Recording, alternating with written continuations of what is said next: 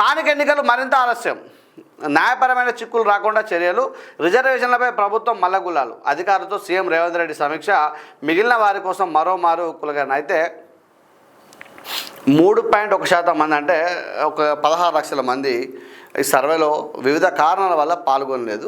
అయితే వాళ్ళకు కూడా ఈ 16 తారీఖు నుంచి 28 తారీఖు వరకు కూడా స్పెషల్ డ్రైవ్ నిర్వహిస్తున్నామని చెప్పడం జరిగింది బట్టి విక్రమార్క వారు.